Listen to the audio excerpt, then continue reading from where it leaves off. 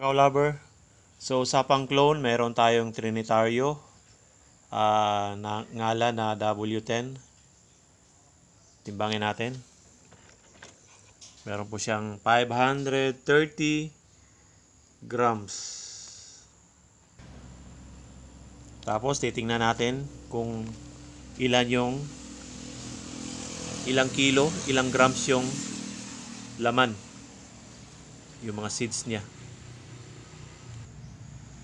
So, hiwalay natin yung seeds saka yung placenta.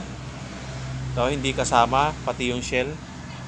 Timbangin natin yung shell, ay yung laman.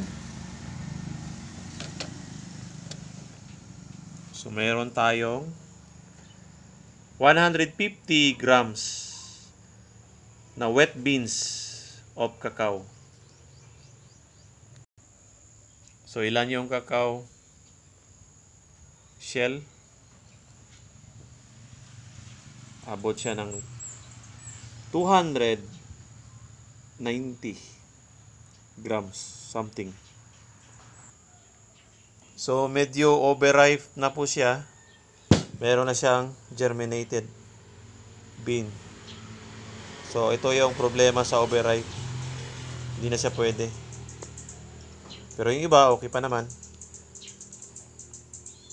So malalaki yung mga buto niya, oh. Ang laki, oh. Basta W10, ang laki. So, ganito po siya, W10. So, ibig sabihin, at least mga 6 to 7. 7 ganito sa 1 kilong wet beans. So, ganyan yung W10. So, 6 to 7. Meron ako sa isang farm ko. 7 na ganito. 7, 8 kung maliliit sa 1 kilong wet beans. Kasi dito sa Davao City, kadalasan wet beans yung binibenta namin.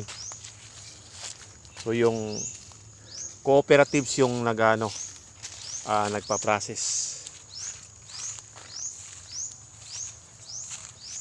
Lalo na pagka yung maliitan lang. Konti lang yung proceed namin. So dapat makaganito ako kalalaki para magiging 6 lang siya. Pero yung tatlong may nagkwento sa akin, 3 ganito raw. 3 ganito 1 kilo. Napaka-rare po yan. Meron naman pero imposible.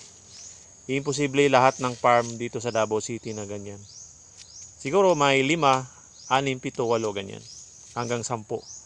Pero yung 3, 1 kilo na wet beans, 3 ganito. Posible yan. Siguro meron, malalaki talaga pero hindi lahat. Hindi po lahat. Meron naman talaga. Totoo naman talaga yan pero ibig sabihin kung pagbasihan mo yung kabuuang harvest sa isang lugar, napaka-imposible. 2, 3 ganito 1 kilo. Ibig sabihin po, masyadong na yun.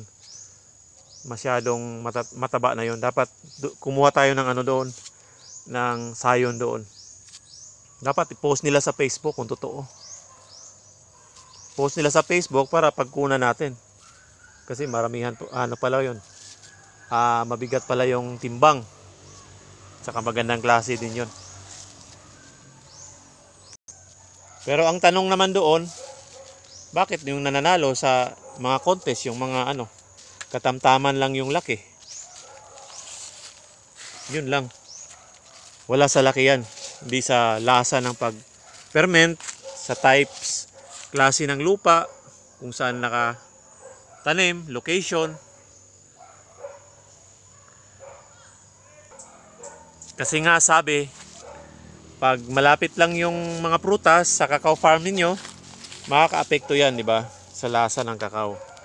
Kaya ganyan.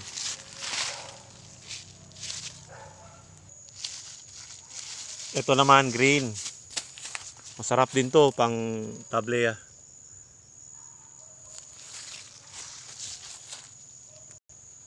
Ito yung mga W10. Green din siya.